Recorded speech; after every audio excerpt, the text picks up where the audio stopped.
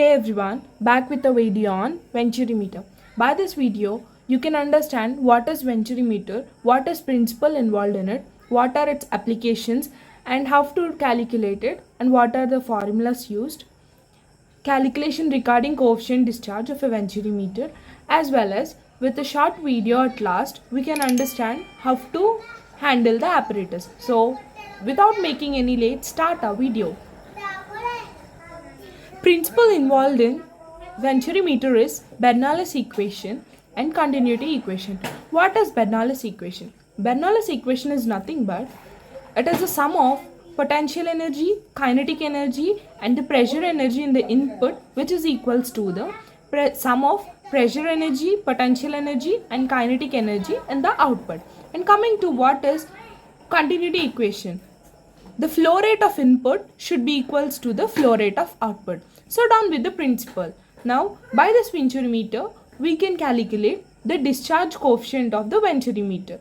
So moving to the construction, this is the construction of a VENTURIMETER where we have three parts arranged, which is a converging cone, a throat and a diverging cone.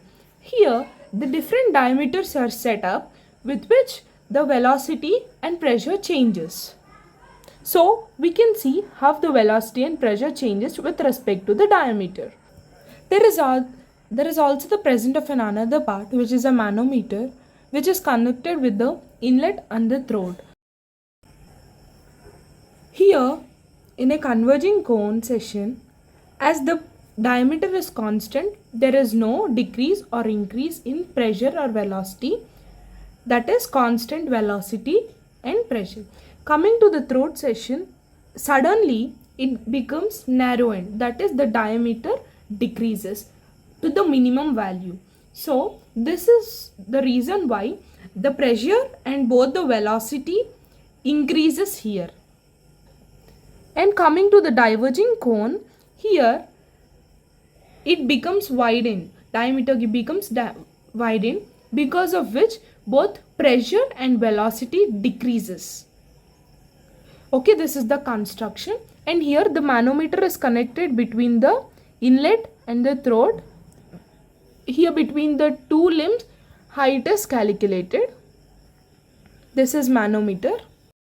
Moving to the procedure involved in a VENTURIMETer, just I am briefly telling you. Firstly, set up a VENTURIMETer. Then note down the diameters of the pipe. Later connect the manometer, where one end is connected to the inlet and another end is connected to the throat. See that manometer should not have any air bubbles.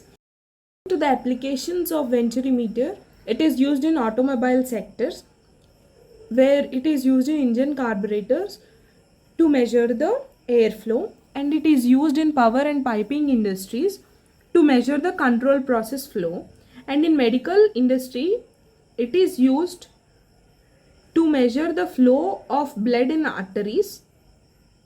With the help of VENTURIMETers they will be measured. And next, it is also used in oil and gas industries, with which fluid flow will be measured. And assumptions taken into VENTURIMETer is it should be a Newtonian fluid and incompressible with an ideal fluid, less viscous fluid, friction factor should be negligible. So now moving to the calculation involved in a VENTURIMETer. To calculate coefficient discharge of a VENTURIMETer, we have a specific formula, but now we can see how did we get the formula, that is derivation. We all know that VENTURIMETer works on the principle of a Bernoulli's equation and a continuity equation. Bernoulli's equation is nothing but it is the sum of pressure energy, kinetic energy and potential energy at the inlet should be equals to the sum of pressure energy, kinetic energy and potential energy at the outlet. So here P1 by rho g is the pressure energy at inlet, and V1 square by 2g is nothing but kinetic energy of inlet, and Z1 is the potential energy of inlet. So moving to the P2 by rho g is kinetic pressure energy at outlet, and V2 square by 2g is nothing but kinetic energy at outlet, and Z2 is nothing but potential energy at outlet. So as the pipe is horizontal, there is no elevation, so Z1 is equals to Z2. So by that we can eliminate this z1 and z2, and finally we got this equation. And we all know that p1 square minus p2, these terms to be brought here and these terms to be brought here. So we get p1 minus p2 by rho g is equals to v2 square minus v1 square by 2g. Finally we can get equation 1. And now we can know the manometer height, that is the pressure difference created between the inlet section and the throat. So h is equals to p1 minus p2 by rho g, and this to be substituted in equation 1. So we can get equation 2 when h is equals to p1 minus p2 by rho g is substituted in equation 1, we can get equation 2. After applying continuity equation at section 1 and section 2, we get a1 v1 is equals to a2 v2. So now making a v1 as subject, a2 v2 by a1. Substituting the value of v1 in equation 2, and after solving it, we get v2 is equals to this one. And finally, after solving all that, we can get q is equals to a1 a2 by a1 square minus a1 a2 square under root into root 2gh. This is q theoretical. So we have got q theoretical, and now we need q actual to calculate coefficient discharge. And q actual is nothing but a into r by t. A is area of cross section, r is rise of centimeter near the measuring tank where measuring scale will be available, and we can see that in a video. And t is how much time is required for that rise in centimeters. So finally we get a q actual, and q theoretical will be calculated from the before formula, that is a1 into a2 by a1 square minus a2 square under root into 2 root 2gh, and this is the manometric height. And coming to the tabular column, manometer reading is x1 minus x2, that is manometer height to be calculated between x1 minus x2, that is between two limbs, and this is h is equals to 12.6 into x. This x value to be substituted here, and time taken to rise in dash centimeters, that is if we take in 20 centimeters rise, then we have to take 20 centimeters here, and how much time is taking to reach the 20 centimeters we have to note here. And we know we have, by using the q is equals to qa qt formulas, we can calculate this, and substituting these formulas in CD, we can get coefficient discharge. So finally we got a coefficient discharge, and also we can construct a graph between q actual and q theoretical also.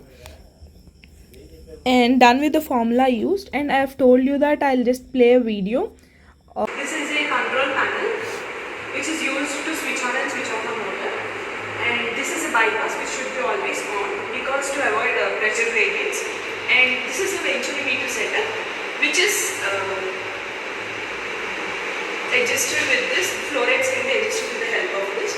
And this is a measuring tank. Here we have a measuring scale. We have to calculate the time till which time it takes to reach 20 centimeters. And now after this is a sum up tank which is used to drain off the water. Switch it on when motor is on. You have to adjust it.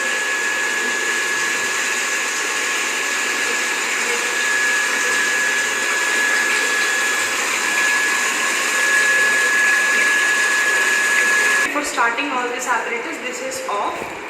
And now after 20 centimeters rise, we have to see into the stopwatch and note down this time which is used for our calculation. Then later, after completing this whole experiment, for the next reading, we have to drain off the water like this. Next reading, we have to set our flow rate, and we have to increase our flow rate like this.